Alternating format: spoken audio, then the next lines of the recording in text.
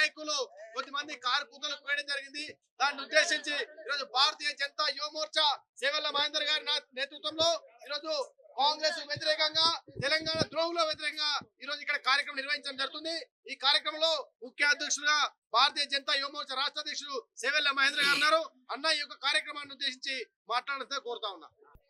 ఈ రోజు ముఖ్య కార్యక్రమానికి విచ్చేసినటువంటి మీడియా మిత్రులకు, ఎలక్ట్రానిక్ మీడియాలకు, అదేవిధంగా ప్రింట్ మీడియా అన్నలకు అందరికీ కూడా నా యొక్క నమస్కారాలు. నిన్న తెలంగాణ రాష్ట్రాన్ని పాలిస్తున్నటువంటి ఎవరైతే సీఎం రేవంత్ రెడ్డి గారు ఉన్నారో తన ముఖ్య అనుచరులైనటువంటి కొంతమందితోని కొన్ని అబద్ధపు మాటలు పలికిస్తూ తెలంగాణ రాష్ట్రంలో ఉన్నటువంటి ప్రజలని తప్పుదోవ పట్టించే ప్రయత్నం చేయడంలో సీఎం కేసీఆర్ గారు కీలక పాత్ర పోషిస్తున్నారా అని చెప్పేసి మేము ఈ యొక్క సందర్భంగా అడుగుతున్నాం. దేశవ్యాప్తంగా ఎన్నికలు జరుగుతున్నాయి. ఎన్నికలలో నరేంద్ర మోడీ గారికి విపరీతమైనటువంటి అభిమానులు పెరుగుతున్నటువంటి సందర్భంలో తెలంగాణలో కూడా 17కు 17 స్థానాలలో జనాలంతా కూడా జేజేలు కొడుతున్నటువంటి సందర్భంలో ఓర్వలేని ఈ యొక్క టిఆర్ఎస్ ప్రభుత్వం, అదే విధంగా కాంగ్రెస్ ప్రభుత్వం, కేసీఆర్ గారు కావచ్చు, లేకపోతే రేవంత్ రెడ్డి గారు కావచ్చు, అందరు కూడా ఓర్వలేక వాళ్ళందరూ కూడా బీజేపీ పైన కుట్రలు పన్నుతున్నారు. ఈ సందర్భంగా రేవంత్ రెడ్డి గారి యొక్క కోవట్ అయినటువంటి ఎవరైతే కొంతమంది ఎన్ఎస్యూలో పనిచేసినటువంటి వ్యక్తులు, బల్మూర్ వెంకట్ కావచ్చు, ఇంకా కొంతమంది వ్యక్తులు కావచ్చు, అబద్ధాలు ఆడుతూ, పచ్చి అబద్ధాలు ఆడుతూ తెలంగాణలో ఉన్నటువంటి బీజేపీ పైన, అదే విధంగా నరేంద్ర మోడీ పైన నిందలు వేసే ప్రయత్నం చేస్తున్నారు. అరే ఈరోజు మేము అడుగుతున్నాం ఇదే బల్మూర్ వెంకట్ని, అదే విధంగా కాంగ్రెస్ ప్రభుత్వాన్ని అడుగుతున్నాం. మీరు అధికారంలోకి రాకముందు అధికారంలో ఎక్కాలని తహతాలు ఆడుతూ తెలంగాణ ప్రజలకు టిఆర్ఎస్ మోసం చేసిందని చెప్పేసి ముసలి కన్నీరు గార్చినటువంటి మీరు, ఎలక్షన్లలో అబద్ధపు హామీలు ఇచ్చినటువంటి మీరు ఈరోజు హామీలను తీర్చలేకుండా ఉన్నదే కాకుండా సిగ్గు, శరం, లజ్జ లేకుండా ఈరోజు మీడియా ముందల వచ్చి నిజాయితీకి మారుపోయినటువంటి బీజేపీ పైన, నరేంద్ర మోడీ పైన, మా రాష్ట్ర అధ్యక్షుని పైన నిందలేయడం సమంజసం కాదని చెప్పేసి ఒక సందర్భంగా అంటున్నాను. అరే భాయ్, నువ్వు ముందు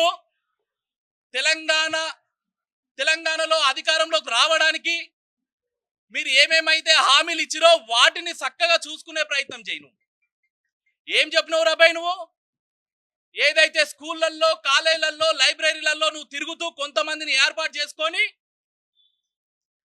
కాంగ్రెస్ కి ఓటు వేయండి, ఓటు వేసినటువంటి 100 రోజులలో నేను జాబ్ క్యాలెండర్ రిలీజ్ చేపిస్తా అని చెప్పేసి నువ్వే అబద్ధం చెప్పింది కాకుండా నీ బట్టబాజు సీఎం అయినటువంటి రేవంత్ రెడ్డితో కూడా అబద్ధం మాడిచినటువంటి ఘనత నీకు మాత్రమే దక్కుతుంది. ఈరోజు తెలంగాణ ప్రజల తరఫున నేను అడుగుతున్న ఒక యువ మోర్చా రాష్ట్ర అధ్యక్షునిగా, ఎక్కడ పోయింద్రాపై నీ జాబ్ క్యాలెండర్? అంటే నీకొక్కడికి ఎమ్మెల్సీ సీటు దారాదత్తం చేస్తే నీకొక్కడికి జాబ్ వస్తే అయిపోయిందా?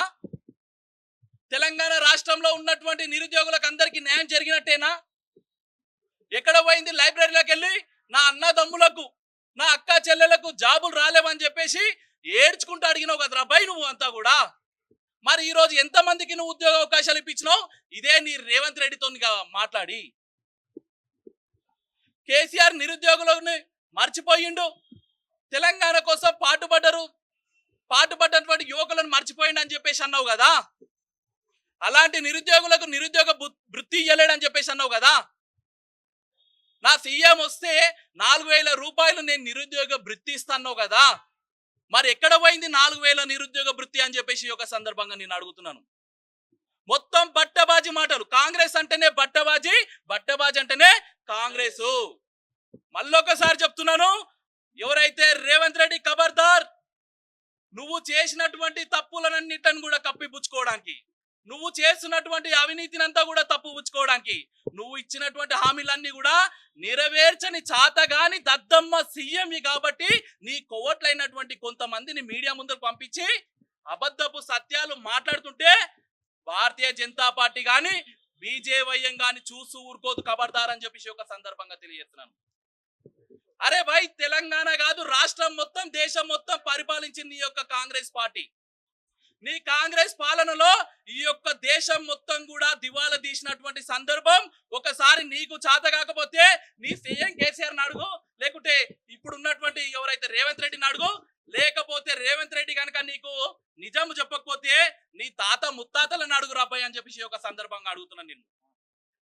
కాంగ్రెస్ పాలిస్తున్నటువంటి సందర్భాలలో బాంబు బ్లాస్టులు, స్కాములు, అవినీతిలు, ల్యాండ్ కబ్జాలు ఇట్లా చెప్పుకుంటూ పోతుంటే ఏ నుంచి జెడ్ వరకు ఆ ఇంగ్లీషు ఏవైతే అక్షరాలు ఉన్నాయో అక్షరాలకు తగ్గట్టుగా అక్షరాలే సిగ్గుపడే విధంగా మీ యొక్క స్కాములన్నీ కూడా ఉన్నాయి.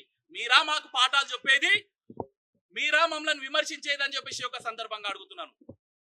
ఈ రోజు 6 గ్యారంటీలు ఎక్కడ పోయినాయి? మొన్నటికి మొన్న ఒక న్యూస్ ఛానల్లో కొంతమంది వ్యక్తులు మాట్లాడుతున్నటువంటి సందర్భంలో రేవంత్ రెడ్డి గారు అన్నటువంటి విషయం, నాకు 6 గ్యారంటీలకు సంబంధం లేదు. ఎవడు అడిగిండు, కర్ణాటకలో ఉన్నటువంటి గ్యారంటీలన్నీ మాఫీ చేసిరు, అక్కడ నిధులు లేవు. నాకు 6 గ్యారంటీలకు సంబంధం లేదు, అది పార్టీకే సంబంధం అని చెప్పేసి తోక ముడిచినటువంటి ఘనత నీ యొక్క కాంగ్రెస్ పార్టీకే, నీ యొక్క రేవంత్ రెడ్డికే దక్కుతుంది రాబాయ్. ఫస్ట్ నువ్వు ధర్నా చేయాల్సి వస్తే, నువ్వు నిజాయితీగా నిజంగా యువకుల కోసం నిరుద్యోగుల కోసం నిస్వార్థంగా కొట్లాడాలనుకుంటే నువ్వు ముందు పోయి నువ్వు ఎవరైతే రేవంత్ రెడ్డి ఇంటి ముందల కొట్లాడు రాబాయ్ ఫస్ట్ నీకు చాతనైతే, లేకపోతే నీ యొక్క ఆఫీస్ ముందల కొట్లాడు చాతనైతే. కాబట్టి ఇలాంటి కళ్ళె మాటలు చెప్పి అబద్ధపు ప్రచారాలు చేసి తెలంగాణ ప్రజలను మభ్యపెట్టకండి. ఈరోజు మీడియా మిత్రులకు అందరు కూడా నేను చెప్పదలుచుకుంటున్న ఒకటి, ఈ రోజు భారతదేశ వ్యాప్తంగా నరేంద్ర మోడీ గారికి బ్రహ్మరథం పడుతున్నారు. అదే స్టైల్లో తెలంగాణలో కూడా 17కి 17 స్థానాలలో బీజేపీ కార్యకర్తలు ఇంటింటికి వెళ్ళి అందరినీ కూడా ఓట్లు అడగడం, అందరూ కూడా భారతీయ జనతా పార్టీకి నరేంద్ర మోడీకి ఓట్లు వేయడానికి మేము సిద్ధంగా ఉన్నారని చెప్తున్నారు. కాబట్టి వాళ్ళు ఏం చేయాలనో తెలియక ప్రజలని పక్కదారి పట్టిస్తున్నారు. ప్రజలని ఈ విధంగా ఇట్లాంటి చోటా మోటా నాయకులను పెట్టి ఈ విధంగా నరేంద్ర మోడీని, అదే విధంగా కిషన్ రెడ్డి గారి మీద బురద చల్లడం, ఇంకొకడు జీవన్ రెడ్డి గారు కావచ్చు, కేసీఆర్ కావచ్చు, మరీ అన్యాయము. దేశానికి ఒక హోమ్ మినిస్టర్ అయినటువంటి మాటలని వక్రీకరించారంటే మీ యొక్క చాతకానితనం, మీ యొక్క ఓటమిని ఏ విధంగా ఒప్పుకున్నారో ఈ రోజే అర్థమైపోతుంది తెలంగాణ రాష్ట్రంలో ఉన్నటువంటి ప్రజలకందరూ కూడా. అరే మార్ఫింగ్ చేసి రాజకీయాలు నడిపించేటువంటి నీచమైన రాజకీయ చరిత్రలో ఉన్నటువంటి వ్యక్తులు మీరు రాబాయ్. రేవంత్ రెడ్డి యొక్క పుట్టుకనే, రేవంత్ రెడ్డి యొక్క రాజకీయ చరిత్రనే అవినీతి కోరంగా ఉన్నటువంటి వ్యక్తిత్వం అయినది. ఆ విధంగా ఉండి పనిచేస్తున్నారు. మేము మరీ ముఖ్యంగా చెప్తున్నాం, ఇంకో ఈ విధంగా మేము అందరం కూడా చేస్తున్నాం. స్కాములు, కుటుంబ పాలన, మత ఘర్షణలు, బాంబు పేలులు, సిక్కుల ఊచకోత, ఎమర్జెన్సీ, తెలంగాణ ప్రాంతంలో తీసినటువంటి రైతుల ఆత్మహత్య, బ్యాంకుల దోపిడీ, ఈ విధంగా చూసుకుంటే మీదేది బై జాబ్ క్యాలెండర్ అన్నావు ఇచ్చిందా? వంకాయ చేతిలో పెట్టినవు రా బై, పొట్టి గుణంకాయ వంకాయ గాడు, నువ్వు వంకాయవి ఇచ్చిందా? విద్యార్థులకు 5 లక్షల భరోసా అన్నావు ఇచ్చిందా? ప్రతి మండలానికి ఒక ఇంటర్నేషనల్ స్కూల్ అన్నావు ఇచ్చిందా? రైతులకు రుణమాఫీ అన్నావు ఇచ్చిందా? నిరుద్యోగ వృత్తి అన్నావు ఇచ్చిందా? ఇయ్యలేదు. ప్రతి మహిళలకు 6 గ్యారెంటీలను అమలు చేసింది ఏంటి? వంకాయ. 6 గ్యారెంటీలను అమలు చేసింది ఏంటి? తెలంగాణ మోసం చేసింది ఎవరు?